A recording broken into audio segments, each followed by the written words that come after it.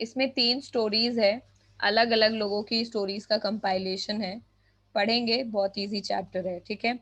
सबसे पहली स्टोरी है गोवा के बारे में, ठीक है। अब देखो, पहले टाइम से ही गोवा में एक ब्रेड मेकिंग जो फैक्ट्रीज है, यू नो कि ब्रेड हमारा ओरिजिनल कल्चर नहीं है, करेक्ट। तो वहां पर जैसे पोर्तुगीज वगैरह आए तो उन्होंने वहां पर उनका ब्रेड वगैरह का कल्चर उन्होंने इंट्रोड्यूस करा, तो उसके टाइम की स्टोरीज है, बहुत बहुत प्यारी स्टोरी है। तो हम उसी की एक बेकर के बारे में पढ़ेंगे कि कैसे बेकिंग फेमस है। Okay, our elders are often heard reminiscing nostalgically. Nostalgically का मतलब पुरानी चीजों के बारे में, रिमिनिसिंग का मतलब होता है रिमाइंड करना, यानी पुरानी चीजों के बारे में बहुत बार हमारे जो एल्डर्स हैं उनको हम बात करते सुनते हैं कि हमारे ज़माने में ऐसा होता था, हमारे ज़माने में ऐसा होता था, correct. About these good old Portuguese days, जब गोवा में पोर्तुगीज लोग रहते थे उस वक्त कितने अच्छे दिन थे, तो उस टाइम का ये स्टोरी है। The Portuguese and their famous loaves of bread. Portuguese और उनका वो ब्रेड बनाना, लोव्स ऑफ ब्रेड जो वो बनाते थे और बेचते थे। Those eaters of loaves might have vanished, but the makers are still there. शायद खाने वाले लोग अभी नहीं है। लोव ऑफ ब्रेड, ब्रेड के टुकड़े को लोव ऑफ ब्रेड बोलते हैं, पता है सबको, है ना। तो ये Yes. these caters of loaves, these eaters of loaves, यानी हो सकता है ब्रेड खाने वाले अभी नहीं है।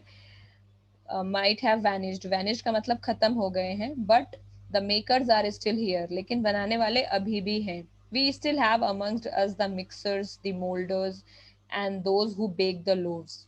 हमारे पास अभी भी वो लोग हमारे बीच ही रहते हैं जो मिक्सचर बनाते थे, जो मोल्डिंग में सांचे में ढालते थे, या फिर जो लोग एक्चुअली ब्रेड के को बेक करके देते थे।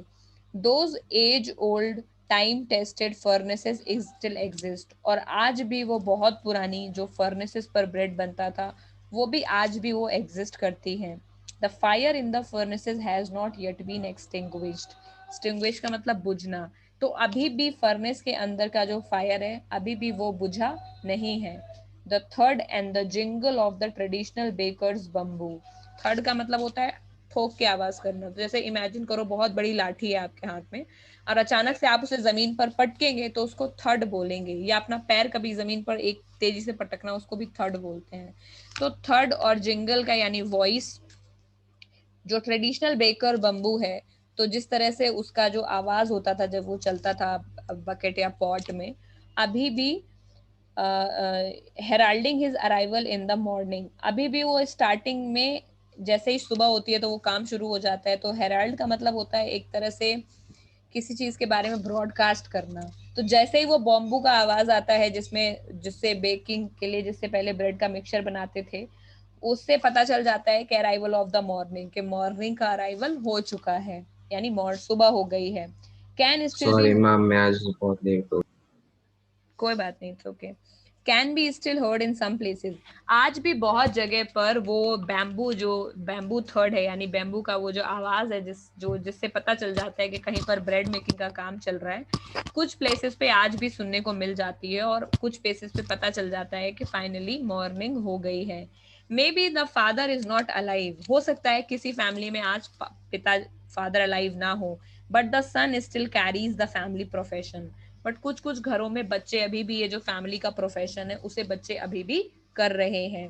These bakers are even today known as the pader in Goa, और इन बेकर्स को आज भी गोवा में पेडर्स बुलाते हैं। This is important from MCQ perspective. During our childhood in Goa the baker used to be our friend. जब हम बचपन में थे, गोवा में रहते थे, तो बेकर हमारा फ्रेंड हुआ करते थे, हमारे कंपेनियन होते थे, हमारे साथ बैठते थे, हमारे गाइड होते थे। इतने सारे बेकर थे गोवा में के रास्ते निकल जाओ भैया, ये वाली मस्जिद किधर पड़ेगी, वो चर्च किधर पड़ेगी, तो रास्ते में बेकर विल गाइड यू कि यहाँ चले जाओ। He use to come at least twice a day. जो बेकर होते थे वो कम से कम दिन में 2 बार आते थे। Once when he set out in the morning, जब वो मॉर्निंग में निकलते थे आवाज देते हुए घरों के बाहर के ब्रेड ले लो, and then again when he return after emptying his huge basket, और एक बार जब वो लौट के आते थे, जब उसका ऑलमोस्ट सारा सामान बिक चुका होता था और जब वो लौट के आते थे तब भी वो आवाज देते थे लोगों को। The jingling third of his bamboo woke us away from the sleep, और वो जो हिलते हुए उसके बांस की आवाज होती थी जिसको ठोक ठोक करके सुनते थे हम लोग, वो भी हम लोगों को हमारी नींद से जगा देती थी।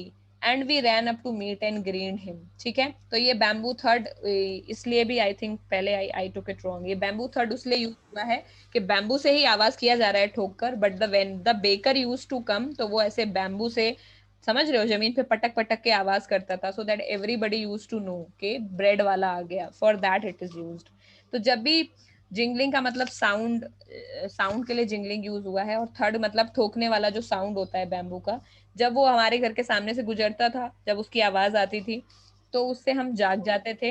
ही यूज टू कम, और हम बाहर दौड़ कर आते थे। We ran to meet him and greet him, हम जाके उससे मिलते थे, ब्रेड बेचने वाले से, और उसे हम मिलजुल यारी वेलकम करते थे। वाई वॉज इट सो, ऐसा क्यों होता था?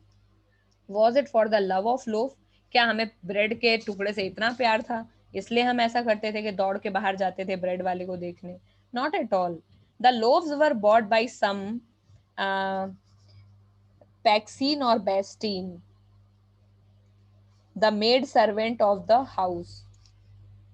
जो लोव्स, जो ब्रेड थी वो एक्चुअली कुछ, लेट मी चेक, मतलब मैं भूल गई हूँ, आई थिंक ये लोगों के लिए यूज है।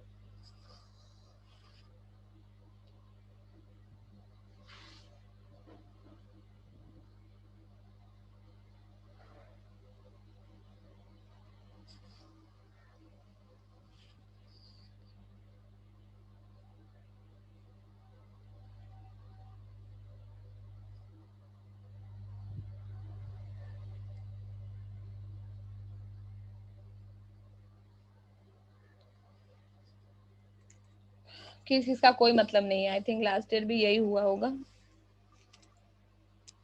ठीक है, तो एक्चुअली मेड सर्वेंट के लिए ये वर्ड यूज हुआ है, जिनको वहां पर पैक्सीन और बेस्टीन बोलते थे, ठीक है, गोवा में इनिशियल डेजेस में, तो इसका कोई मतलब नहीं है। तो एक्चुअली जो ऑथर है वो ये बोल रहा है कि हमें क्या ब्रेड के टुकड़े से इतना प्यार था कि हम दौड़ करके बाहर आते थे और ब्रेड मेकर्स को, हम सेलर्स को देखने लगते थे। तो नहीं, it was not like that. Bread तो जनरली जो बड़े घर थे वहां पर जो मेड या सर्वेंट लगती थी, जिसको पेस्कीन या बेस्टीन बोलते थे, वो खरीदती थी। What we launched for were these bread bangers which were chose carefully। ठीक है, हम तो जिस चीज के लिए लॉन्च का मतलब इंतजार करते थे वो क्या था? Bread bangle. Now how will you make a bread bangle? ऐसे गोल गोल वाला टुकड़ा होता है ना ब्रेड का, जिसमें बीच में छेद होता है। हम डोनट टाइप का। यस, तो उस वो ब्रेड बैंगल्स के लिए वेट करते थे, विच चोज केयरफुली, जो वो बच्चे जाते थे और केयरफुली चूज करते थे उनमें से, क्योंकि बहुत शौक था उनको हाथों में पहनने का। Sometimes it was sweet bread और ऑफ स्पेशल मेक, कभी कभी वो बहुत मीठी ब्रेड होती थी जो कि स्पेशल पर्पजेस के लिए बनाई जाती थी, बिकॉज ब्रेड मेकिंग का बहुत बड़ा फैक्ट्री है गोवा में, पुराने टाइम से ही चल रहा है। तो क्रिसमस या वो लोग बहुत वैसे सेलिब्रेट करते थे, तो Goa would be like today का यूरोप। आज तो उतना नहीं है, बट उस वक्त पोर्टुगीज ने पूरा कल्चर वैसे ही बनाया हुआ था। तो जहाँ से क्रिसमस पे अलग कितने टाइप की ब्रेड्स होती है, if you go outside you will see there will be hundred and thousands of breads, कोई मीठी, कोई थोड़ी सी उसमें ड्राई फ्रूट्स लगे होते हैं, किसी में जेली लगा होता है। तो वही वो बता रहे कि कुछ कभी कभी ऐसी ब्रेड भी आती थी जो स्वीट होती थी और स्पेशल तरीके से बनी हुई थी। सो बेसिकली ऐसी गोल ब्रेड जिसमें बीच में छेद होता था, उस तरह की ब्रेड के लिए ये ज्यादा वहां पर एक्साइटमेंट थी कि कुछ उससे खेलते थे लोग। The baker made his musical entry on the scene with a Jhang Jhang sound of his specially made bamboo staff। जो बेकर आता था वो अपनी उसकी एंट्री एकदम म्यूजिकल होती थी, वैसे झंग झंग की आवाज करता था अपने बम्बू की जो छड़ी होती थी उससे। One hand supported the basket on his hand, एक हाथ से वो अपनी हेड पे जो बास्केट होता था उसको सपोर्ट करता था। And the other bang the bamboo on the ground, और जो दूसरी होती थी उससे वो बैम्बू से जमीन पर आवाज करके चलता था। He would greet the lady of the house with good morning, घरों की जो लेडीज होती है वो उनको गुड मॉर्निंग बोल के ग्रीट करता था। And then place his basket on the vertical bamboo, और उसके बाद वो जो बैम्बू लेके चल रहा होता था उसके ऊपर उसको वो बास्केट, अलग तरह का मेक किया हुआ बम्बू होगा उसमें, ऊपर ऐसे रखने का रेस्ट भी होगा, उस पे बैम्बू को रख, उस पे बास्केट को रख देता था। We kids would be pushed aside with a mild rebuke, और जब भी कोई बेचने वाला आता है तो बच्चे भीड़ लगा लेते हैं, तो जो एक्चुअली सेलर होता है वो बच्चों को थोड़ा सा इग्नोर करता है ना, साइड में हटो साइड में हटो। तो वही वो बोल रहा है कि जो हम किड्स थे वी वर पुश्ड असाइड, वो बैम्बू जो जो ब्रेड सेलर है, ही वुड पुश अस कि तुम लोग हटो। माइल्ड रिब्यूक यानी कि थोड़े से ऐसे डिसगस्ड या फिर डांटने के तौर से कि हटो यहाँ से बड़ों को, क्योंकि उसको पता है खरीदेंगे तो बड़े ही लोग, पैसा तो नहीं देना है। And the loaves would be delivered to the servant, और जो ब्रेड होती थी वो एक्चुअली सर्वेंट को दे देता था, वो जो खरीदने आते थे बाहर। But we would not give up, लेकिन हम हार नहीं मानते थे। ये मोहल्ले के बच्चे हैं जो ब्रेड वाले के पीछे पड़े हुए हैं बेसिकली, ठीक है। We would climb a bench और अ पैरापेट और पीप इनटू द बास्केट, या तो हम किसी बेंच पे चढ़ जाते थे, या कोई मचान होती थी वहां पर उसके ऊपर चढ़ जाते थे, घर के बाहर बनी रहती है ना, या फिर हम क्या करते थे, हम झांकते थे बास्केट के अंदर, ठीक है। इस तरह की चीजें हम करते थे, और सम हाउ, और किसी ना किसी तरह मैनेज कर लेते थे कि हमें ब्रेड देखने को मिल जाए या खाने के लिए मिल जाए। I can still recall the typical fragrance of those loaves, और आज भी मुझे जो वो जो ब्रेड के जो लोव्स हैं उनकी महक आज भी मुझे आती है, ठीक है। आगे क्या है, और उसके बाद loaves for the elders and the bangles for the children, बच्चों के बड़ों के लिए जो लोव्स और जो बैंगल्स बच्चों के लिए, उनको हम आज भी याद करते हैं। Then we did not even care to brush our teeth, हमें तो ये भी याद नहीं रहता था कि हम अपने टीथ को ब्रश कर रहे हैं कि नहीं, और वॉश अवर माउथ प्रॉपरली, अच्छे से मुंह धोया है या नहीं। एंड वाई शुड वी, और हमें क्यों करना चाहिए था। Who would take the trouble of plucking the mango leaf for the tooth brush. समझ गए ना इसका क्या मतलब है। टूथब्रश कैसे बनाते हैं। मैम उस टाइम पर टूथब्रश होता भी नहीं होता होगा ना। दातून चलती थी, तो नीम का पूरा पूरा टहनी तोड़ के ऐसे रख दिया, जिसको दातून चाहिए वो खुद ही पत्ती तोड़ के उसमें से लकड़ी निकालेगा, करेक्ट। तो वो बोल रहे कौन इतनी मेहनत करे कि मैंगो को लीफ को तोड़ो और उससे फिर टूथब्रश लकड़ी निकालो और दातून करो, इतनी मेहनत कौन करेगा। And was it necessary at all, ये किसको लग रहा है कि नेसेसरी नहीं है दांत साफ करना, क्या ये जरूरी भी था। The tiger never brush his teeth, सही बात है। दिस एग्जाम्पल, ये वाला जो एग्जाम्पल है ये बचपन में मेरे जो घर में बहुत ज्यादा दिया जाता था बच्चों को लेकर के। जब भी हमारे यहाँ कोई छोटा बच्चा होता है और वो ब्रश करने से मना करता है तो यही एग्जाम्पल देते हैं, शेर तो कभी ब्रश नहीं करता, तो शेर से कम नहीं है तो ब्रश नहीं करेंगे। तो tiger never brush his teeth, तो यही जो ऑथर भी टिपिकल यही एग्जाम्पल दे रहा है। Hot T could wash and clean up everything so nicely after all, अगर एक गर्म चाय पी लो तो गर्मी से तो कीटाणु वैसे ही मर जाएंगे, ब्रश करने की क्या जरूरत है, ठीक है। Do you agree, you do not agree, I do not agree as well. चलो भाई, marriage gifts are meaningless without the sweet bread, वैसे ही जब वहां पर कभी शादियां होती थी, क्योंकि वो जगह ही फेमस किस लिए है, ब्रेड के लिए, तो जो अभी जब भी आप किसी के यहाँ मैरिजेस, किसी सेरेमनी, बर्थडे में कहीं भी जाओगे सो देयर ब्रेड जरूर होना चाहिए। और उसमें जो स्वीट ब्रेड लिया जाता, उसमें जो मैरिजेस में जो स्वीट ब्रेड पार्टीज वगैरह में सर्व होती थी उनको क्या बोलते थे, बोल। ये भी वन मार्कर के लिए इंपॉर्टेंट है। तो जितने भी मैरिज में गिफ्ट्स वगैरह में अगर दिया जाता है या मैरिज में सर्विंग में भी जाता था तो हर जगह ये बोल यूज होता था। तो मैरिज गिफ्ट्स का कोई मतलब नहीं है अगर आपने साथ में बोल नहीं दिया है। जस्ट एज द पार्टी और अ feast loses it's charm without the bread, और जैसे ही कोई पार्टी और कोई फीस्ट, कोई भी भोजन, फीस्ट का मतलब जैसे भंडारे को फीस्ट बोलते हैं, कोई भी आप कोई ऑर्गेनाइज करेंगे तो उसका कोई चार्म नहीं है अगर वहां ब्रेड प्रेजेंट नहीं है। Not enough can be said to show how important a baker can be for village, बोला कितना भी बोलूं कम ही है ये बात बताने के लिए कि एक विलेज में एक बेकर कितना इंपॉर्टेंट होता था, ठीक है। The lady of the house must prepare sandwiches on the occasion of her daughter's engagement, जो भी डॉटर की एंगेजमेंट होती थी, जो उस घर की लेडी होती थी उनको सैंडविचेस बनाने पड़ते थे। केक एंड बोलिनाज are must for a Christmas, ये भी एक कप केक टाइप से मान लो इसको, ठीक है। सो ये सब भी क्रिसमस के लिए बनाए जाते थे और अदर फेस्टिवल्स के लिए, पूरा ब्रेड ही ब्रेड चारों तरफ। Thus the presence of the bakers furnace in the village is absolutely essential, इसलिए सिंस लोग के कल्चर का भी पार्ट है ना ब्रेड, खाने के साथ साथ लोग उसको सेरेमनी वगैरह में यूज कर रहे हैं, as a gift purpose use कर रहे हैं। सो बेसिकली बेकर की फर्नेस का गाँव में होना बहुत ज्यादा जरूरी था उस वक्त, ठीक है। बेकर और the bread seller of those days had a peculiar dress known as kabai, उस वक्त के जो, ये भी वन मार्कर के लिए इंपॉर्टेंट है, उस वक्त के जो बेकर होते थे यानी जो ब्रेड बनाते थे, और ब्रेड सेलर यानी जो ब्रेड सेल करता था, बेचता था, वो लोग एक अजीब सी ड्रेस पहनते थे, उसको कबई बोलते थे। It was a single piece long frock reaching down to the knees, है ना, ऐसी सी होती है। आज के एप्रन टाइप की मान लो, समझ गए ना। एप्रन तो पीछे टाई होता है, बट इतना लंबाई वो पहनते थे, और ऊपर ऐसे hat. Down in our childhood we saw bakers wearing a shirt and a trouser which were shorter than full length ones। और हम जब बचपन में थे तो हमने तो ये कबाई नहीं देखा है, उसने जो ऑर्थर लिख रहा है वो कह रहा है हमने शर्ट पहने हुए देखा है और ट्राउजर पहना हुआ देखा है, लेकिन ट्राउजर फुल लेंथ से कम होते हैं। अभी तुम लोग किसी फैक्ट्री में किसी मजदूर को काम करते हुए कहीं मूवी में कहीं देखा है, they never wear full length, correct. ऐसे हाफ से ऊपर लेंथ, कोई किचन वगैरह में काम करते हैं तो इस तरह से ही कपड़े पहनते हैं। And longer than half pant, तो हाफ पैंट से तो नीचे होता था, बट फुल लेंथ से ऊपर, एक्चुअली 3/4 का पैंट पहन करके वो जो ब्रेड मेकर्स होते थे वो ब्रेड बनाते थे। Even today anyone who fears half pant with reaches just below the knees invites the comment that he is dressed like a pader. पेडर मतलब वो जो ब्रेड बनाता है।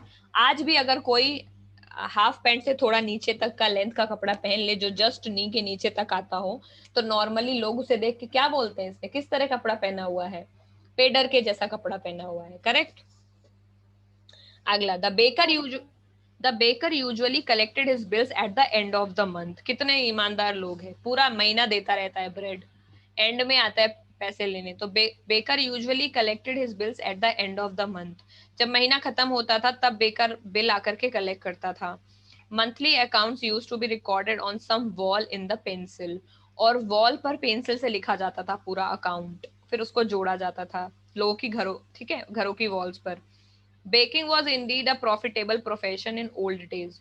पुराने जमाने में बेकिंग एक प्रॉफिटेबल यानी अच्छा पैसा आप बना सकते थे। The baker and his family never starved, क्योंकि पुराने जमाने में भूखे ना मरना ही अपने आप में रिच होने का निशानी था। आज के जैसा नहीं, अब तो सोसाइटी बहुत मॉडर्न है। बेकर और उसकी फैमिली को कभी भूखा नहीं रहना पड़ता था। He, his family and his servants always looked happy। वो, उसकी फैमिली और उनके सर्वेंट्स हमेशा खुश रहते थे, प्रॉस्परस लगते थे। दे आर प्लम्प, प्लम्प का मतलब फूली हुई। उनकी जो ऐसे मोटापे वाले जो शरीर होता था, फिजिक यानी body, was an open testimony to this. कोई मोटा होता है तो उसे देख के क्या बोलते हैं, ये ज्यादा खाता है। तो वही था, उनकी जो प्लम्प बॉडी थी उसको देख के पता लगता था कि वो एक हेल्दी वेल्दी फैमिली से हैं। Even today any person with a jack fruit like physical appearance is easily compared to the baker. आज भी अगर कोई ऐसा इंसान प्लम्प फिजिक वाला जो कटहल के जैसा लग रहा हो, उसको देख करके लोग क्या कहते हैं कि कैसा लग रहा है, बेकर लग रहा है, करेक्ट। इजी था स्टोरी। तो इसमें से 2-3 क्वेश्चन है बोल के ऊपर, कबाई के ऊपर, और कुछ नहीं है, बस केवल उसके बारे में है, ब्रेड के बारे में। Excuse me ma'am. हाँ बेटा। मैम हमारी मैम ने बताया कि जो बेस्टिन और या फिर बेस्टिन लिखा हुआ है वो ऑथर के मेड सर्वेंट का नाम। हाँ बेटा, वही बोल रही हूँ मैं कि इसका पर्टिकुलर इंग्लिश में कोई मतलब नहीं होता, it is a term used for servants. Okay.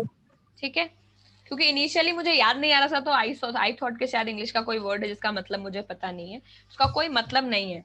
The name is given, वो वहां पे मेड्स को ऐसे ही बुलाते थे। ये मैंने बोला है क्लास में या नहीं बोला? आपने बोला था। ठीक है, ओके। तो आगे हम चलते हैं कुर्ग की तरफ। Coorg is a nice place, ठीक है। तो यहाँ पे क्या पढ़ेंगे, 10 बार बता चुकी हुई मैं क्लास में। गोल्ड ब्रू नहीं बोला मैंने। कॉफी के लिए कर्नाटका, बाबा बुदाम हिल्स, वहीं तो है ये कुर्ग। यहाँ पढ़ेंगे कॉफी, ठीक है। Coorg is in Karnataka, it's a hill station famous for coffee, ठीक है। Yes ma'am. ठीक है भाई, चलो।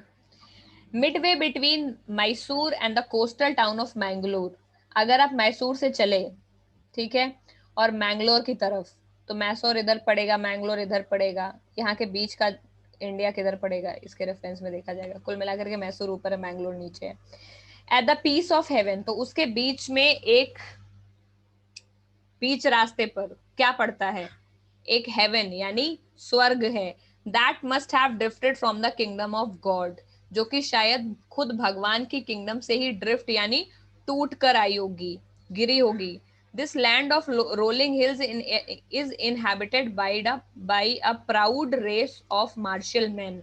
और यहाँ पर एक प्राउड रेस रहती है, यानी बहुत ज्यादा अच्छी, गर्व करने वाले अच्छे लोग रहते हैं, मार्शल मैन यानी जाबाज लड़ाके, beautiful women and wild creatures. ठीक है, ऐसा डिस्क्राइब्ड है कुर्ग के बारे में। कुर्ग और कोडगु, कुर्ग का दूसरा नाम है Kodagu, is the smallest district of Karnataka. ये कर्नाटका का सबसे छोटा डिस्ट्रिक्ट है। Is home to evergreen forest. Equator के पास में एवरग्रीन फॉरेस्ट होता है, पता है, क्योंकि वहां सबसे ज्यादा बारिश होती है, पूरे साल पेड़ के पत्ते नहीं झड़ते हैं। तो कुर्ग में भी एवरग्रीन फॉरेस्ट पाया जाता है, स्पाइसेस मिलते हैं, कॉफी प्लांटेशन पाए जाते हैं। Evergreen rain forest cover 30% of this district. इस डिस्ट्रिक्ट के 30% एरिया में एवरग्रीन फॉरेस्ट है। During the monsoon it pours enough का मतलब काफी बारिश होती है, to keep many visitors away. Monsoon के सीजन में इतनी बारिश होती है कि बहुत सारे विजिटर्स यहाँ पर नहीं आते।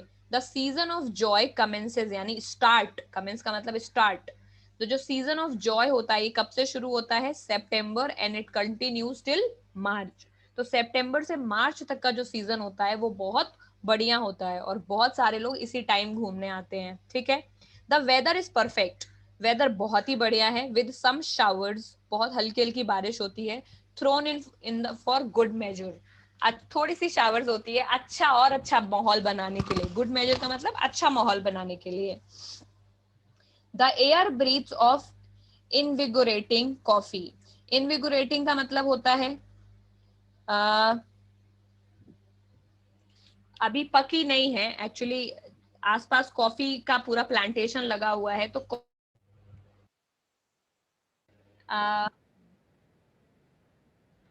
तो हम इनविगोरेटिंग वाली जगह पर ही थे। तो the air breathes the invigorating coffee. Invigorating का मतलब कॉफी का फ्रेश विगर जो है पूरे एयर में, उससे एयर में ही ब्रीद होता है, उसको महक ही इतनी फ्रेशनेस वाली है वहां पर कि वहां पर हमेशा इंसान फ्रेश रहता है। Now coming to Apoorva question, कौन कौन इंसान है जिसको कॉफी पीने से नींद आती है? मुझे नींद नहीं आती, मतलब ऐसा नहीं कि मेरी नींद भाग जाती है, मेरे जैसा मूड होता है वैसे ही रहता है।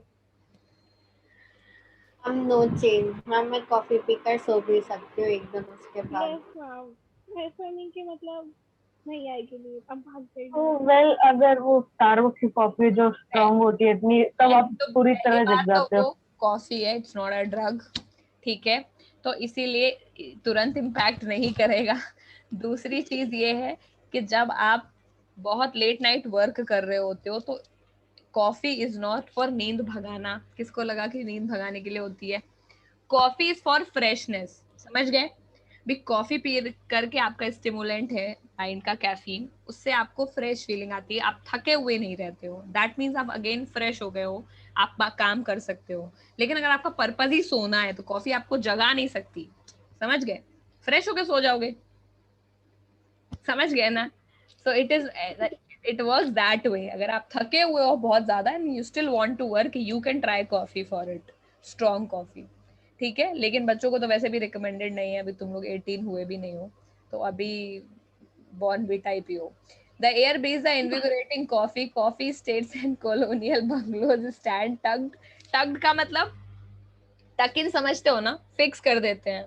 तो जो कॉफी के स्टेट्स मतलब बड़े बड़े फार्म्स होते हैं, और कॉलोनियल बंगलोज जो बड़े बड़े कॉलोनियल यानी ब्रिटिशर्स के समय के जो बंगलो हैं वो वहीं पर छिपे हुए, कहाँ छिपे हुए हैं?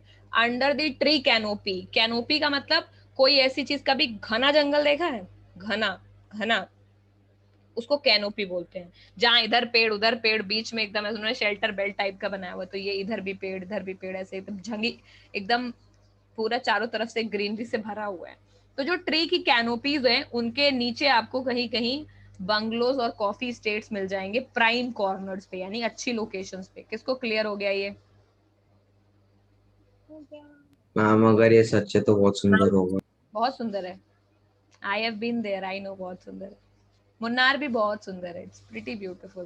पहली बार मैं मुन्नार गई थी तो आई रियलाइज कि मैं कहाँ रहती थी, मतलब यूपी में तो कुछ भी नहीं, एट मैक्स आगरा चले गए, बहुत मन किया तो दिल्ली चले गए। मुझे कभी भरोसा नहीं हुआ कि लोग दिल्ली घूमने भी आते थे हमारे टाइम पर। इसमें मैम सारे साउथ में सारे घूमने वाले रोड एकदम सुंदर से होते हैं, बहुत फार्म्स वगैरह से भरे भरे। बहुत बहुत। और वहां पे ग्रीन, जितना यहाँ पे ब्राइट ग्रीन कलर एक ही दो मिलेगा, एक डार्क ग्रीन, लाइट ग्रीन, पता नहीं यहाँ के पेड़ों को क्या दुश्मनी है, लेकिन वहां पर जो ग्रीनरी होती है ना, उसमें 4 6 7 शेड्स होते हैं ग्रीन के। आया मुझे तो पहली बार की, मुझे भरोसा नहीं हुआ। मैं चेन्नई में थी, तो चेन्नई से पौंडीचेरी का रूट भी बहुत प्यारा है, उसमें पाम ट्रीज बड़े बड़े, बीच में मतलब चारों तरफ ग्रीनरी, और फिर पाम ट्रीज लंबे लंबे, उनको देख के बहुत मजा आता है। जरूरत नहीं होती है, फिर अब लगता है देखते ही रहो। सिमिलरली हिल स्टेशंस भी साउथ में बहुत अच्छा है, अगर कहीं जाना है। वैसे तो और कोई जगह है नहीं इंडिया में जहां पर अभी फिलहाल इतना ज्यादा माइग्रेशन हो रहा है, दिल्ली पूरा भर चुका है, तो मोस्ट प्रोबेबली तुम लोग इंजीनियरिंग करके वही ही जाओगे, सबकी वही आती है पहली दूसरी तीसरी पोस्टिंग, सब साउथ में ही रहते हैं, इधर बैंगलोर, इधर हैदराबाद और पुणे, समझ गए? आसपास वो locations, even Lonavala is very pretty. चलो घूमने फिरने की बात है, मेरा घूमने का मन होने लगा। एनीवे चलो भाई, the fiercely independent people of Coorg are possibly the Greek और अरेबिक डिसेंट। ये क्यों बोला है इन्होंने? जो ग्रीक्स और अरेबिक के डिसेंट का मतलब वंशज, जो उनकी लाइन, उनकी ब्लड लाइन से आगे बढ़ रहे हैं, तो बोले यहाँ के कुर्ग के लोग हैं वो इतने ज्यादा इंडिपेंडेंट हैं, समझ गए? फियर्सली का मतलब स्ट्रांगली इंडिपेंडेंट, अपनी थिंकिंग, अपना पॉइंट ऑफ व्यू, अपनी तरह से जिंदगी जीना। ये शायद पॉसिबली ग्रीक और अरेबिक हैं। तो ऐसे लोग, अरेबिक मीन्स ऐसा माना जाता है कि ग्रीक सुना है ना, martial yes ma'am. The movie 300, और अरेबिक मतलब Aryans. So they are saying कि इधर दे आर ग्रीक और they are the Aryan descent. ऐसा लग रहा है कि उस वाली जनरेशन के लोग यहाँ पर रहते हैं, दे आर स्ट्रांगली मार्शल भी हैं, अच्छी फिजिक भी है उनकी, and they are independent. One ma'am story इसका रिलेशन उससे भी किया जा सकता है ना, कुछ इस तरह से, ताकि जो बाबा बुदान हिल्स में जो कॉफी आई थी वो अरेबियंस लेकर आए थे यमन से चुरा कर। करेक्ट। बाबा बुधान हिल्स में जो ओरिजिनली कॉफी आई थी, it is not our coffee, arabica ही नाम है उसका कॉफी का। देखो इसे बोलते हैं कनेक्टिविटी। ज्योग्राफी में पिछले चैप्टर में ही we studied a variety of coffee India की, जो वर्ल्ड फेमस है, क्या नाम है उसका? Arabica, correct. और यहाँ पर भी हम देख रहे हैं कि कुर्ग में जो लोग रहते हैं वो पॉसिबली अरेबिक डिसेंट हैं। इसका मतलब ये है कि अरब्स ही लेकर के वो कॉफी वहां पर आए हैं, और इसीलिए यहाँ के लोगों को भी अरेबिक बोला जा रहा है। The as one story goes, a part of Alexander's army. अभी एक स्टोरी ऐसी भी चलती है कि जो अलेक्जेंडर था, यानी जो अलेक्जेंडर इंडिया आया था, Sikandar, moved south along the coast and settled here when return became impractical. एक स्टोरी ऐसी भी है कि एक्चुअली सिकंदर, अलेक्जेंडर वापस नहीं लौटा था, he came here and settled। जब उसका वापस जाना पॉसिबल नहीं हो पाया था, तो कुछ लोग ये भी बोलते हैं कि वो यहाँ पर आकर के रहा था। These people married amongst the local and their culture is afferent in the martial traditions। ये लोग लोकल लोगों से ही शादी करते हैं, और इनका कल्चर, जिनका जो मार्शल ट्रेडिशन का मतलब क्या है, जो मार्शल आर्ट्स वगैरह में इनका ज्यादा इंटरेस्ट रहता है, इनका ट्रेडिशन उस तरह का है। Marriage and religious rites which are distinct from the Hindu main stream. और इनके जो मैरिज और रिलीजियस सेरेमनीज होते हैं वो भी हिंदू कल्चर से थोड़े अलग हैं। The theory of Arab origin draw support from the long black coat. और बोल रहे ये अरब ओरिजिन की थ्योरी क्यों आती है? क्योंकि यहाँ के लोग एक लॉन्ग ब्लैक कलर का कोट पहनते हैं with an embroidered waist belt. ऐसा सा इतना लंबा सा ऐसा कोट है, मैं कोट नहीं बना पाऊंगी, आई थिंक ये रहा कोट। इस पे एक ऐसे वेस्ट बेल्ट होता है यहाँ से यहाँ, ठीक है, वॉर्न बाय इसकी दी। फोटो ऊपर दी हुई है। हाँ ये बनी हुई है, अब तो बनाना भी नहीं पड़ेगा। ये देखो कहाँ गई, हम ऊपर। ये रही, हाँ ठीक है। ये रोब के जैसा है, ठीक है। तो ये इस तरह का ड्रेस कौन पहनता है इतना लंबा? इसको थोड़ा और नीचा कर दो और हाथ को थोड़ा और आगे कर दो, ऐसा ड्रेस कौन पहनता है? Martial artist.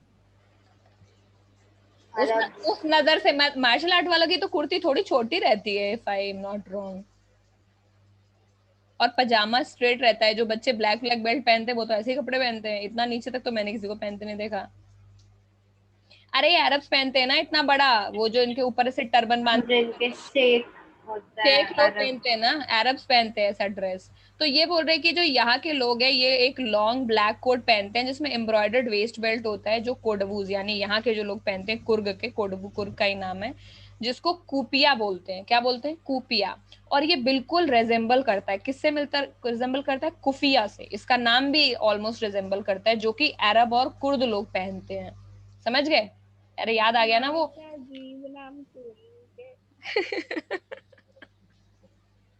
ये बताओ कि वो याद आया कि नहीं? गाना है ख्वाजा मेरे ख्वाजा, याद आया कि नहीं याद आया? उसमें उन्होंने पहना नहीं वो लंबा, क्या बात। वो ये है। कौन अरे वो गाना था? गाना नहीं है ख्वाजा मेरे ख्वाजा दिल में समा जा। अरे यार उसमें है ना वो, कौन सी तो मूवी है, हाँ वो ऋतिक वाली जोधा मूवी अकबर। है। जोधा अकबर जोधा में। अकबर में।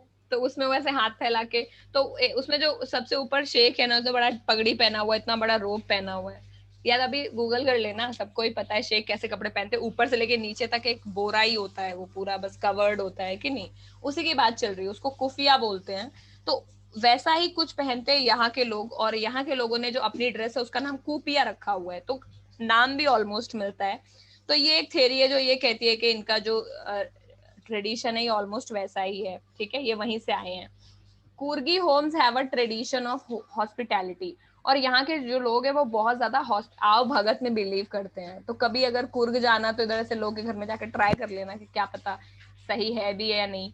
मतलब ये लोग बहुत ज्यादा हॉस्पिटैलिटी में बिलीव करते हैं, and they are more willing to recount numerous tales of valour related to their sons. और वो क्या करेंगे फिर तुमको बताने के लिए बहुत ज्यादा आतुर रहते हैं। क्या बताने के लिए? न्यूमरस जो उनकी स्टोरीज हैं वेलर की, जो कि उनके सन और फादर से रिलेटेड जो उनकी स्टोरीज होंगी, जिसमें हीरोइज्म, थोड़ी बहादुरी के किस्से होंगे, समझ गए?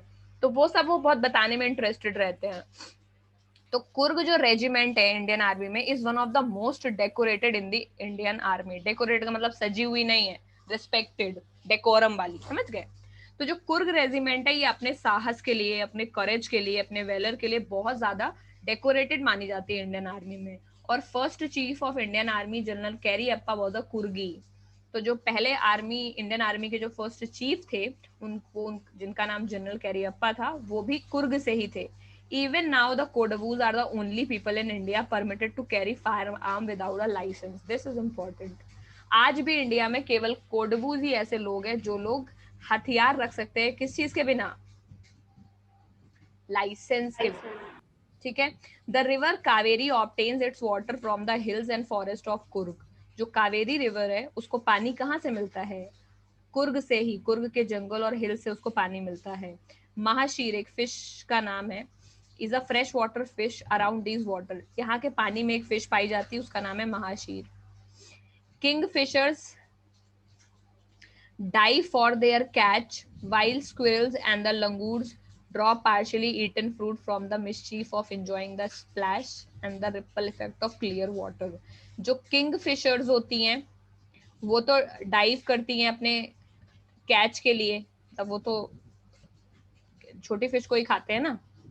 वाइल द स्क्विरल्स, और बल्कि जो स्क्विरल होती है या फिर लंगूर होते हैं, वो क्या वहां पर ड्रॉप करते हैं? पार्शली ईटन फ्रूट, है कि नहीं, थोड़ा खा के फल को नीचे फेंक देते हैं। For the mischief of enjoying the splash, है कि नहीं? किस चीज के लिए? ताकि नीचे खा के फेंकेंगे तो उसमें टुकड़ा, अगर अमरूद खाया या कुछ चीज खा के नीचे फेंक दिया तो वो नीचे जाएगा, जमीन में गिरेगा, है कि नहीं, स्प्लैश होगा, टुकड़ा होगा, फटेगा। तो ये एक, इसको इमेजिन करना पड़ेगा, ये एक डाल पे अंगूर बैठा है, वो आधा फल खा के नीचे फेंक रहा है, और उसको किस चीज में मजा आ रहा है कि बचा हुआ फल गिर रहा है, वो फट रहा है, कोई उस पर चलेगा तो गिर जाएगा, है कि नहीं? या फिर वो पानी के ऊपर अगर बैठा है लंगूर, आधा फल खा के उसने नीचे फेंक दिया, क्या देखने के लिए? कि पानी में जाएगा तो कैसे पानी में से वेव्स निकलेंगी, समझ गए? तो ये बता रहे कि वहां के जो लंगूर भी हैं वो भी कितने ज्यादा शरारती हैं। Elephants enjoy being bathed and scrubbed in the river by their mahouts. और एलिफेंट जो है वहां पर उनको भी बहुत मजा आता है कि वो रिवर में नहाने जाते हैं, और जो लोग एलिफेंट चलाते हैं, जो कैरी करते हैं एलिफेंट को, उसको महाउत बोलते हैं। और किस तरह से महाउत उनको रगड़ रगड़ के नहलाते हैं नदियों में, ठीक है। तो ये भी, ये पूरा इन्होंने नेचर को, ब्यूटी को उन्होंने डिस्क्राइब किया है। The most laid back individuals become converts to the life of high energy adventure with the river rafting, ठीक है। हम यहाँ पर लेड बैक इंडिविजुअल्स का क्या मतलब है? लेड बैक का मतलब आई थिंक यहाँ आलसी है। इनका कहने का मतलब यहाँ है कि लेड का मतलब लेटना होता है और लेड बैक का मतलब जो लेटा रहे। करेक्ट, यही है। तो जो मोस्ट लेड बैक का मतलब है जो हमेशा लेटे रहने वाले लोग, जो आलसी लोग भी होते हैं, वो यहाँ आके कन्वर्ट हो जाते हैं किसमें? हाई एनर्जी एडवेंचर में। क्योंकि यहाँ की जो रिवर राफ्टिंग होती है उसमें वो एक इतना हाई एनर्जी एडवेंचर है कि वो कन्वर्ट हो जाते हैं किसमें? एनर्जीफुल लोगों में। यानी जो आलसी लोग होते हैं उनको, वो भी यहाँ पे आके कैसे हो जाएंगे? Full of life, full of energy. ठीक है। कनोइंग, कनोई मतलब स्मॉल, जो ऐसी लकड़ी के सब बड़ा सा लकड़ी होता है, इसको इस बीच में से खाली कर देंगे तो कनोई बन जाती है। ये भी एक तरह की बोट है, ऐसी लंबी वाली। ऐसी बोट देखी है? उसको कनोई बोलते हैं। कनोई मतलब एक पेड़ का तना होता है, स्टेम, उसको बीच से ऐसे खाली करके, वो भी केरला साइड चलती है। बोट है बेसिकली। तो यहाँ पे जो रिवर राफ्टिंग होती है, कनोइंग होती है, रैपलिंग, रॉक क्लाइंबिंग। ठीक है, रैपलिंग भी आई थिंक वाटर स्पोर्ट ही है, चेक कर लेना। Rock climbing, mountain biking, numerous हम वॉकिंग। रैपलिंग तो माउंटेन से उतरना होता है ठीक है, रोप तो फिर के साथ। तो रैपलिंग का मतलब माउंटेन की बात चल रही है। तो दो, कनोइंग यानी यहाँ पर जो स्पोर्ट्स है, तो बेसिकली जितने भी आलसी लोग होते हैं वो यहाँ पर आकर के फुल ऑफ लाइफ हो जाते हैं। क्योंकि यहाँ पर river rafting, canoeing, rappelling mountain से उतरना, रॉक क्लाइंबिंग उस पर चढ़ना, और उसके बाद mountain biking, numerous walking trails, इतनी ज्यादा ट्रैकिंग होती है यहाँ पर, समझ गए? क्योंकि यहाँ पे इतनी सारी एक्टिविटीज, फिजिकल एक्टिविटीज होती है जो कि फुल ऑफ लाइफ है। तो यहाँ पर आने वाला कोई भी इंसान जो कि लेड बैक है, ही बी फुल ऑफ लाइफ। और ट्रैकर्स के लिए तो ये बहुत ही ज्यादा फेवरेट प्लेस है। ठीक है। अगला, bird, bees and butterflies are there to give you company. यहाँ पर बर्ड्स मिलेंगी, बीज मिलेंगी, बटरफ्लाई मिलेंगी, परमानेंट आपको कंपनी देते रहेंगे। Macao, mountain macaque is like, it's it's an animal, but कैसा दिखता है ये मैं बता नहीं सकती। मालाबार स्क्विरल बड़ा भी कॉल क्या है? मैम, वो बड़ा भी कॉल टूकन के तरह। एक बार फोन में देख लो। अब यहाँ पर तो, यहाँ पर ही, एक बर्ड होती है जिसकी बहुत यहाँ लंबी पर, पीठ होती है। यहाँ पर भी देख सकते हैं। नहीं नहीं, ये है लंगूर बोल रहे। एनीवे, तो मकाक इस कैटेगरी ऑफ लंगूर जैसा दिखा रहा है ऐसा नहीं होता है। माउंटेन मकॉक इनका नाम होता है, नॉर्मल मंकी से अलग होते हैं।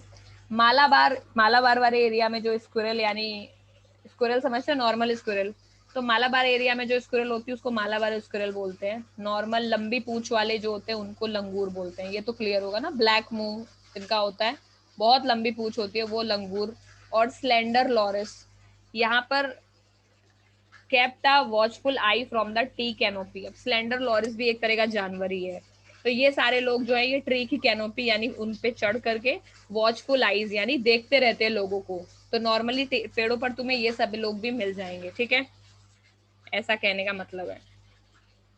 तो टोटल नेचुरल ब्यूटी जितनी है उसको डिस्क्राइब इन्होंने यहाँ पर किया है। इतने सारे नाम याद करने की जरूरत नहीं है, बस ये जानना जरूरी है कि नहीं एनिमल ही है। ठीक है। आगे, द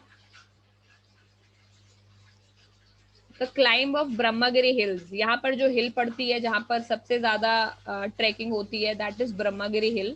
तो वहां पर जब आप चढ़ के जाएंगे तो वहां पर आपको एक पैनोरमिक व्यू मिलेगा। पैनोरमिक व्यू का मतलब होता है जैसे फोन में नहीं पैनोरमा मोड होता है जिसमें आपको वाइड एंगल मिलता है। नॉर्मल आपका कैमरा जो होता है वो कैमरे की लेंथ पर फोकस करता है, आप पैनोरमा व्यू लेंगे तो आपको वाइड रेंज मिल जाएगी। तो जब ब्रह्मगिरी हिल्स पे आप चढ़ के जाएंगे तो वहां पर आपको बहुत बड़ा, पूरी एंटायर जो लैंडस्केप है कुर्ग का, उसका बहुत बड़ा वाइड व्यू मिलेगा, बहुत हाई पॉइंट है वो। The walk across the rope bridge leads you to the 64 acre island of निशार गंधम। और वहां से जब आप रोप के जरिए ब्रिज पे मतलब वहां पर एक रस्सियों का ब्रिज है। माउंटेन्स में बहुत जगह जहां पर पत्थरों का ब्रिज नहीं बन पाता है, वहां पर लोग लकड़ियों का और रस्सियों का ब्रिज बनाते हैं। करेक्ट। तो आप अगर ब्रह्मगिरी से वॉक लेते हुए, करते हुए आप रोप ब्रिज के थ्रू चलते चले जाएंगे और आगे तो आपको एक 64 एकड़ का आइलैंड मिलेगा जिसको निशार गंधमा बोलते हैं। रनिंग इनटू द, वहां पर अगर आप जाएंगे तो आपको वहां पर ढेर सारे बुद्धिस्ट मॉन्क मिलेंगे, बहुत सारे बुद्धिस्ट भी वहां पर रहते हैं। आज से नहीं, बहुत पुराने टाइम पे बहुत सारे बुद्धिस्ट साउथ इंडिया आ गए थे। पारसनाथ का टेम्पल भी वहीं पर है, वो वहां पर कर्नाटका में रहते ही हैं। From the India's largest Tibetan settlement the near by, और वहां पर इंडिया का सबसे ज्यादा तिब्बतन, यानी तिब्बतन तो बुद्धिस्ट मोनेस्ट्री के लिए तिब्बत बहुत ज्यादा फेमस है, समझ गए आप। कभी भी अगर चाइना साइड में यानी अरुणाचल प्रदेश चले गए, हिमाचल चले गए, तिब्बत से जुड़ा हुआ कोई भी एरिया जाओगे तो वहां पर आपने देखा होगा कि बुद्धा और जो मोनेस्ट्रीज है they are pretty common hill station में। तो बोल रहे हैं कि इंडिया के जो सब तिब्बतन का जो सबसे बड़ा सेटलमेंट है, तिब्बत वाले बुद्धिस्ट जहाँ पे रहते हैं, वो वहां पे नियर बाई एक एरिया है बायलाकोपी, वहां पे एक बहुत बड़ा जगह है, वहां पर वो लोग रहते हैं। तो अगर आप घूमने जाएंगे तो आपको निशार गंधमा मिलेगा, बायलाकुप्पी मिलेगा, जहाँ पे आप बुद्धिस्ट लोगों से मिलेंगे। वो अपने आप में एक बोनस है। यानी इन सारी चीजों के अलावा कोडगू जो है कितनी चीजों के लिए फेमस है। तो वहां पर सब कुछ है, ट्रेकिंग है, स्पोर्ट्स भी है, बुद्धिस्ट मॉन्क भी है, और टी कॉफी प्लांटेशन भी है। वहाँ पे जो लोग रहते हैं वो हॉस्पिटल भी है बहुत ज्यादा, वो हॉस्पिटैलिटी बहुत ज्यादा करते हैं, उनका कल्चर अलग है। तो इस तरह से पूरा सब चीज के बारे में बताया। आगे, the Monks in red Archer and yellow ropes, इसमें तो कोई डाउट नहीं है, जो मॉन्क होते हैं बुद्धिस्ट मॉन्क वो यही कलर पहनते हैं, रेड ऑर्चर यानी गेरुआ और येलो, इस तरह के रोज पहनते हैं। They are amongst the many surprises that wait to be discovered by the visitors searching for heart and soul of India.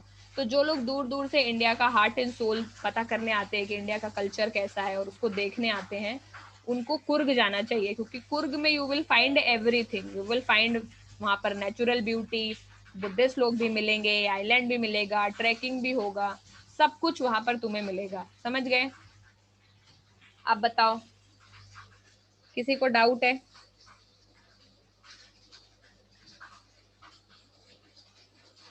यहाँ तक आ गया समझ में? Yes ma'am. ओके। जो ये स्लेंडर लॉरिस एनिमल, जो कि मुझे भी नहीं पता था, लेकिन देख के तो ऐसा लग रहा है कि ये भी थोड़ा बंदर के जैसा ही है। तो मकाक और स्लेंडर लॉरिस ये सब बंदरों की अलग अलग कैटेगरी है, छोटा कोई बड़ा देखने में लग रहा है। एक बार चेक कर लेना कौन सा कैसा दिखता है अगर मन करे तो, अदरवाइज एक दो एनिमल का नाम इससे ज्यादा नहीं जानना। अरे तो खत्म हो गया। अगला है टी फ्रॉम आसाम। ठीक है, ये तो बहुत ही आसान है, चलो। प्रांजल एक लड़का है जो कि आसाम से है, इस राजवीर क्लासमेट, वो राजवीर का क्लासमेट है, ठीक है, एट स्कूल इन दिल्ली। वो दिल्ली में पढ़ता है लड़का, आसाम से रहता है, नाम है प्रांजल। प्रांजल के जो फादर है वो एक टी गार्डन के मैनेजर हैं अपर आसाम डिस्ट्रिक्ट में। Pranjal has invited Rajvir to visit his home during the summer vacation. तो प्रांजल ने क्या किया, बंगाल में भी टी प्लांटेशन है, स्टेट ऑफ बंगाल में ही पड़ता है दार्जिलिंग, अगर किसी को नहीं पता है, ठीक है। Assam is the different state, but Bengal में इसका मतलब ये नहीं कि केवल बंगालीज रहते वहाँ टी गार्डन नहीं है, बंगाल में भी टी गार्डन है। तो प्रांजल लड़का आसाम में रहता है, दिल्ली में पढ़ता है, और उसके जो फादर हैं वो एक टी गार्डन के मैनेजर हैं, और उसका फ्रेंड है राजवीर, वो उसको समर वेकेशंस में बुलाता है। उसके बारे में ये स्टोरी है कि टी गार्डन कैसा लगा देख के उसको। तो चाय गरम गरम चाय, a vendor called out in a high pitched voice. तो एक आदमी तेज तेज आवाज में चाय ले लो बुला रहा था। तो ट्रेन में वो आया, he came up to their window and asked, वो उनके ट्रेन के उनके विंडो में आया और उन्होंने क्या बोला, उस लड़के ने, चाय ले लो साहब, गिव अस 2 कप, प्रांजल सेड, और उसमें प्रांजल ने बोला 2 कप चाय दे दो। तो वो लोग बेसिकली ट्रेन से वहां जा रहे हैं, ठीक है। They sipped the steaming hot liquid, उन्होंने एक सिप लिया हॉट लिक्विड का। Almost everyone in their compartment was drinking tea too, हर कोई उनके कंपार्टमेंट में टी पी रहा था। Do you know that over 80 crore cup of tea are drunk every day throughout the world, Rajvir said. और राजवीर को एक्चुअली बहुत ज्यादा इंटरेस्ट है इन चीजों में। प्रांजल ऑलरेडी बचपन से वहां रहा है, तो he is not that much interested into exploring, but Rajveer बहुत ज्यादा इंटरेस्टेड है। तो राजवीर उसको बोलता है प्रांजल को कि तुम्हें पता है कि 80 करोड़ से भी ज्यादा कप ऑफ टी हर रोज पी जाती है पूरे वर्ल्ड में। एक्सप्लेन प्रांजल। प्रांजल ने बोला ये तो बहुत बड़ी बात है, T really is a very popular, चाय लगता है सच में बहुत ज्यादा पॉपुलर चीज है। The train pulled out the station, pulled out का मतलब निकल गई, ट्रेन फिर स्टेशन से निकल गई। प्रांजल buried his nose in his detective book again. और प्रांजल ने तो एक डिटेक्टिव नॉवल ले रखा था, वो अपना buried का मतलब buried his nose का मतलब घुस गया उसके अंदर, वो तो नॉवल के अंदर ही घुस गया.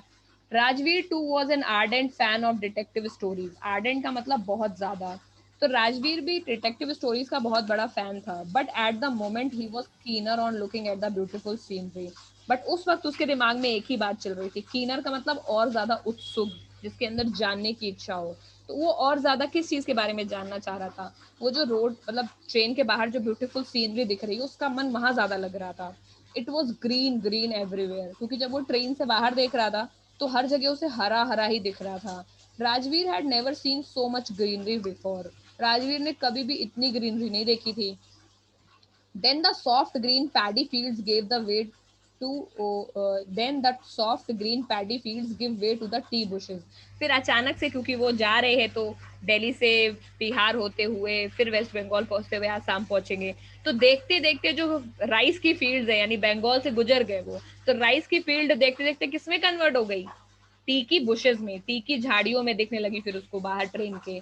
इट वॉज अ मैग्निफिसेंट, यानी शानदार व्यू था बहुत ज्यादा. Again the backdrop of densely wooded hills, a sea of tea bushes.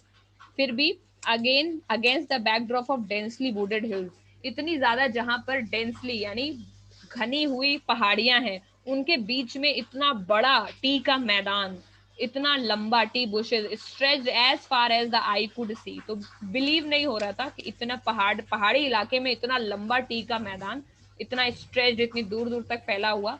He could not believe, it was very beautiful. Dwarfing the tiny tea plants were the tall sturdy shade trees. और dwarfing का मतलब छोटा महसूस कराते हुए, तो T का plant तो छोटा होता है हाइट में, तो टाइनी टी प्लांट्स, जो छोटे छोटे टी प्लांट्स थे, उनके बगल में स्टडी शेड, बड़े लंबे घने शेड वाले ट्रीज खड़े हुए थे. And amidst the orderly rows of bushes, bushy, ये बिगड़ गया, क्या है ये, एक मिनट, हाँ, busily moved doll like figures. ठीक है. और dwarfing the tiny tea plants, यानी छोटे छोटे प्लांट्स के बगल में बड़े बड़े लंबे, टॉल, स्टर्डी का मतलब घने शेड वाले ट्री खड़े हुए थे. और उनके बीच में रो ऑफ बुशेस, झाड़ियों की एक रो में डॉल लाइक फिगर्स दिख रहे थे. कौन है ये डॉल लाइक फिगर? मैम जो टी लीव्स प्लक. और बीजली का मतलब है ये मूव कर रहे थे, मूव करना, और ब्यूजली का मतलब है जल्दी मूव करना. तो उसके बीच में बुशेस यानी टी गार्डन्स में कुछ जल्दी जल्दी मूव करते हुए डॉल लाइक फिगर देख रहे थे. These are the leaf collector. देखा है जो लड़कियां या लड़के डोरी बांध के बड़ा सा बैग लेके पीछे टी लीव्स कलेक्ट करते हैं, उनके लिए बेटा यूज हुआ है. ठीक है. तो उसने देखा कि दूर से ऐसा लग रहा था, क्योंकि वो ट्रेन में है ना अभी, तो देख करके उसको लगा कि जल्दी जल्दी डॉल लाइक फिगर्स हैं, वो क्या करते जा रहे हैं, वो मूव करते जा रहे हैं टी गार्डन्स के अंदर. ठीक है. आगे, in the distance was an ugly building with a smoke billowing out of tall chimneys. उसके थोड़ी सी दूर पे एक बदसूरत सी बिल्डिंग थी जिसमें से धुआं निकल रहा था. उसकी उस बिल्डिंग के ऊपर बड़ी टॉल चिमनी लगी हुई थी और उससे ढेर सारा धुआं निकला रहा थोड़ी दूर पे. क्या है वो, क्या बताया था मैंने? तो वो टी मैन्युफैक्चरिंग वाली ट्री फैक्ट्री है. फैक्ट्री. ठीक है. बिलो का मतलब पता है ना, बिलोइंग किस, बिलो का मतलब होता है निकलना. एक बार मुझे फिर से इसको चेक करने दो, मीनिंग लिखते चलो, अगर किसी चीज का ना पता हो तुरंत बताते हैं. फिल्ड विद एयर आउटवर्ड्स, हाँ निकलना ही होता है. हे अ टी गार्डन. फिर राजवीर ने क्या बोला तेजी से, और इतना देख करके, क्योंकि वो चिमनी है उससे ढेर सारा ऐसा बाहर की तरफ धुआं निकल रहा था, तो इतना देख करके राजवीर ने एक्साइटमेंट में क्राइड का मतलब बोला, चिल्लाया कि देखो टी गार्डन आ गया. प्रांजल, who had been born and brought up on a plantation, did not share Rajveer's excitement. और प्रांजल तो बचपन से ही टी गार्डन में ही बड़ा हुआ था, तो उसको राजवीर जितना एक्साइटमेंट नहीं हो रहा था, तो उसने उतना इंटरेस्ट उस चीज में लिया नहीं. Oh this is T country now, he said. उसने क्या बोला, अरे ये तो पूरा टी के कंट्री के जैसा, ऐसा लग रहा है कि टी कंट्री में आ गया हूँ. Assam has the largest concentration of plantation in the world.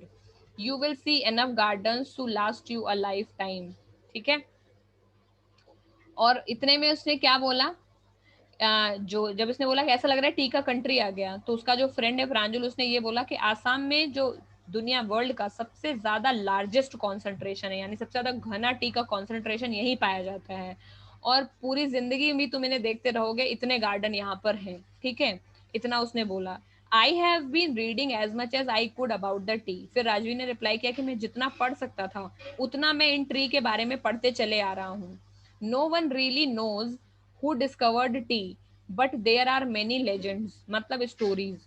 तो राजवीर ने क्या बोला, किसी को एक्चुअली पता नहीं है कि टी किसने डिस्कवर किया है, बट बहुत सारी कहानियां सुनी गई हैं। व्हाट लेजेंड्स, तो पूछा प्रांजल ने क्या कहानियां हैं।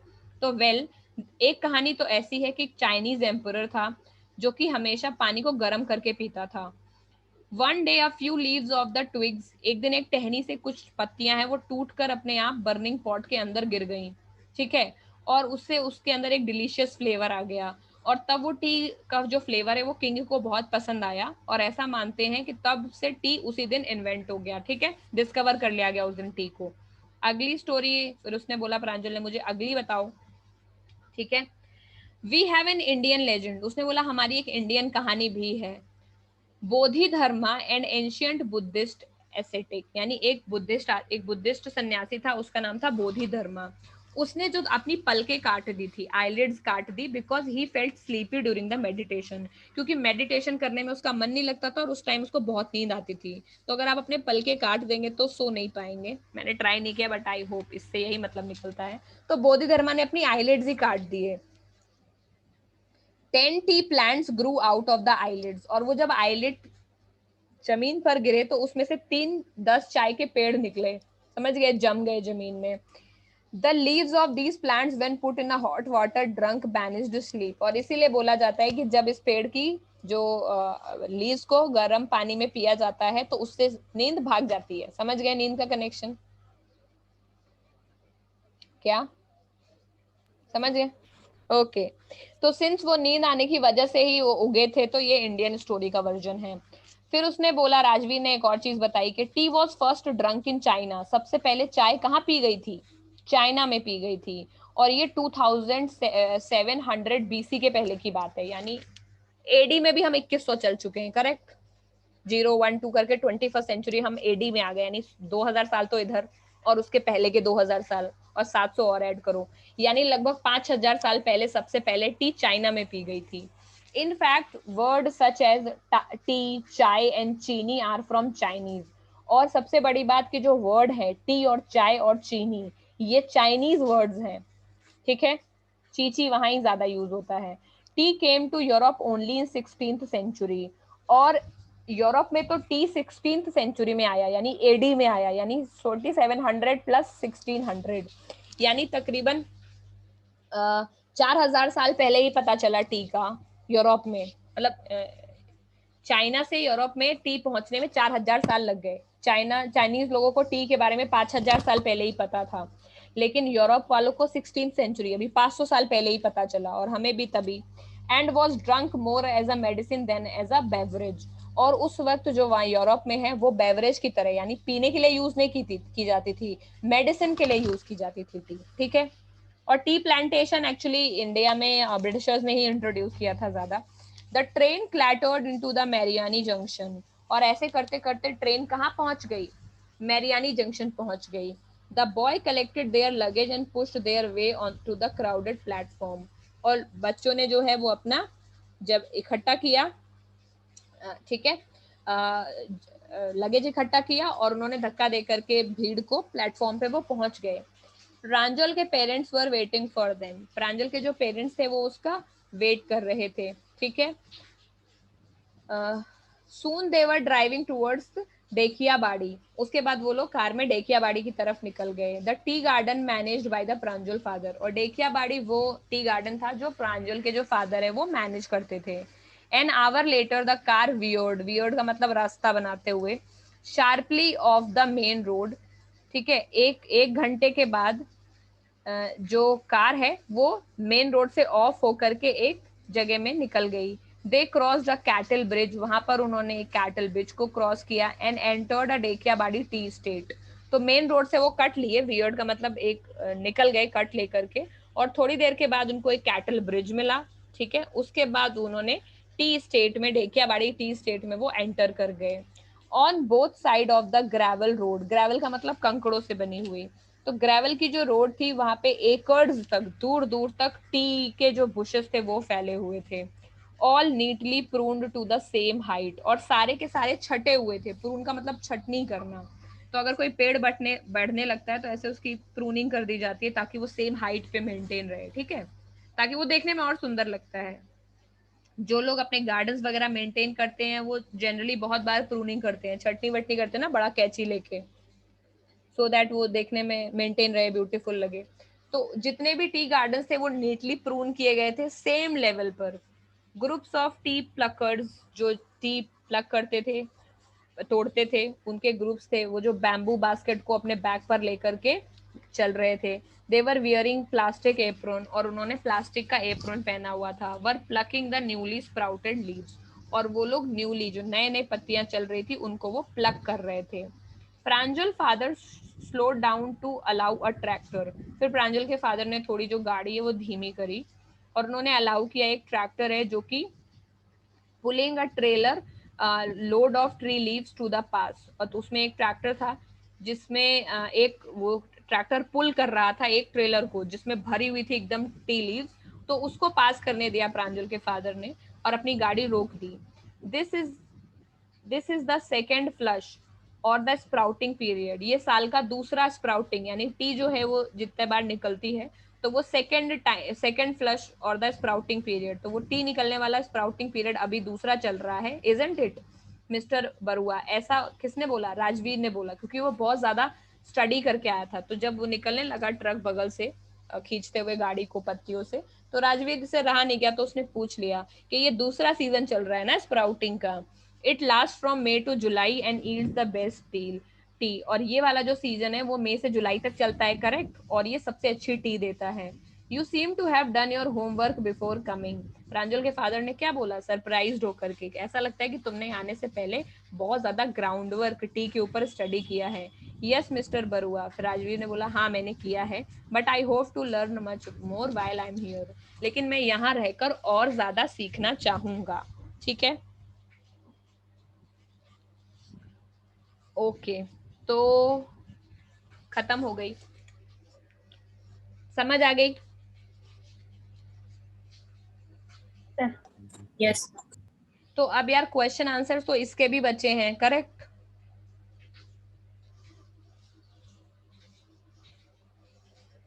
मैम ओरल कॉम्प्रिहेंशन चेक की बच्चे हैं मैम, इसमें तो सिर्फ फिल इन द ब्लैंक्स है। ओरल कॉम्प्रिहेंशन चेक देखने दो एक बार, कहाँ है इसमें? मैम हर चैप्टर के बाद। चैप्टर, मैम मतलब हर सेक्शन के बाद। अच्छा, तुम जो एग्जाम के जो बीच में होते हैं चैप्टर के उनकी बात कर रहे हो। इसमें तो यार इसमें कोई इन्होंने चैप्टर में नहीं दिए हुए हैं, लेकिन एग्जाम में आएंगे तो हमें खुद से ही करने पड़ेंगे फिर इसके।